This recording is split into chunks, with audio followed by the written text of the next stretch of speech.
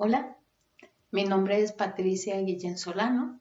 Soy profesora asociada del Departamento de Lingüística en la Universidad de Costa Rica y en el marco de este Congreso Virtual Iberoamericano sobre tendencias en investigación, seguidamente les presentaré mi ponencia titulada Análisis de la expresión de los propósitos del investigador a partir de la lingüística del texto.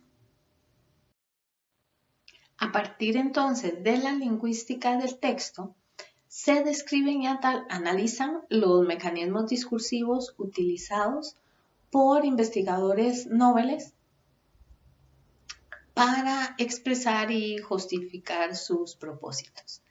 En vista de que estos mecanismos discursivos suelen presentarse mayoritariamente en lengua escrita, puesto que es el medio que se prioriza en el ámbito académico para formar parte de una determinada comunidad científica. En esta ponencia se muestran los resultados del análisis de 10 anteproyectos de tesis en el ámbito de la lingüística. Estos anteproyectos culminarán en el planteamiento de un examen de candidatura en la correspondiente elaboración del documento final de tesis y en su posterior defensa pública. Como género académico, la tesis resulta clave en la construcción y la validación de conocimiento. Esto hace que actúe como una especie de género articulatorio entre la vida universitaria y la vida académico-profesional. Y de hecho, esta es la razón por la que la tesis se concibe como un producto de la alfabetización académica.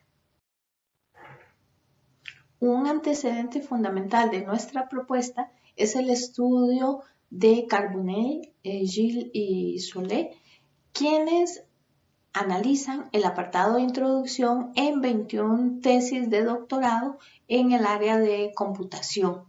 Todas estas tesis estaban escritas en español y las autoras utilizan para estudiar la organización textual el modelo CARS, Create a Research Space, para concluir que el apartado de introducción dedica un especial interés a la contextualización del estudio. Precisamente, los apartados de introducción y justificación de una tesis se enmarcan en un discurso argumentativo, puesto que pretenden al menos contestar las siguientes preguntas. ¿Por qué y para qué voy a escribir una tesis? ¿Qué tipo de conocimiento quiero crear a partir de mis planteamientos? ¿Y cómo voy a convencer a los evaluadores de la validez de mi propuesta? Con el propósito de rastrear las respuestas a estas preguntas, la lingüística del texto nos es muy útil al permitirnos plantear modelos específicos de análisis. En este caso utilizaremos el planteado por Núñez, basado en Swales, que rescata el concepto de macromovida.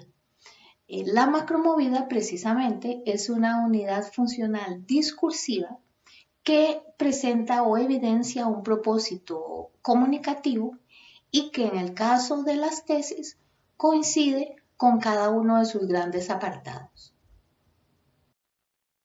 En el caso de esta investigación, la macromovida que resulta útil para evidenciar o describir y operacionalizar el proceso de construcción de los apartados de introducción y justificación es la denominada macromovida 1, que introduce al lector en el texto. Esta macromovida está constituida a su vez por diferentes unidades discursivas denominadas movidas. En la movida 1 se establece el territorio. se destaca la importancia del tema y la necesidad de la investigación. En la movida 2 se establece el nicho, es decir, se identifica el vacío que existe en esa área de investigación y por último, en la movida 3 se ocupa el nicho. En este sentido, se explicitan los objetivos de la investigación, las hipótesis y las preguntas asociadas con el vacío identificado. Bueno, pasemos ahora a los resultados.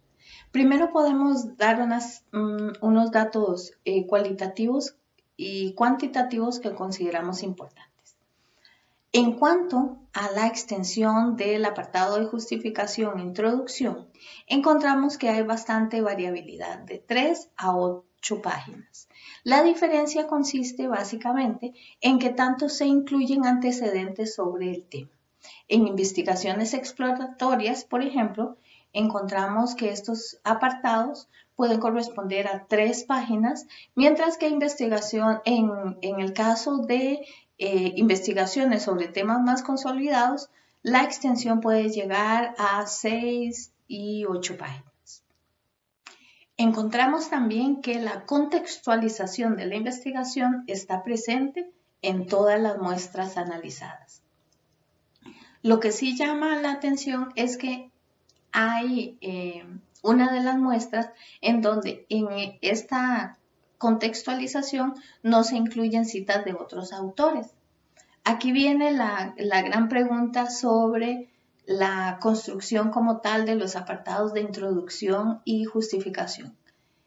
¿Resulta entonces obligatorio incluir citas de otros autores o no necesariamente? Resulta importante señalar también que en cuanto a los aportes de la investigación, solamente 5 investigadores enfatizaron los diferentes tipos de aportes. Por ejemplo, aporte en el plano social, aporte en el plano teórico de construcción de la ciencia, aporte en el plano metodológico en cuanto a diferentes visiones para analizar los datos. Sin embargo, sabemos que por la naturaleza de estos anteproyectos de tesis, los aportes de diverso tipo están presentes en todos los documentos, por lo que valdría la pena recordarles a los estudiantes que es importante que los retomen y los hagan explícitos. Se debe destacar también que en 2 de las 10 muestras, los investigadores olvidaron destacar el objetivo de la investigación y no lo enunciaron de forma explícita. Se centraron en contextualizar la investigación y en los antecedentes de manera que les permitieran comprobar el vacío en el área, pero no lograron plantear claramente el objetivo o los objetivos de su investigación. Les agradezco la atención brindada y si tuvieran interés en profundizar alguno de los aspectos de esta investigación, pueden escribirme a mi correo electrónico patricia.guillen@ucr.ac.cr.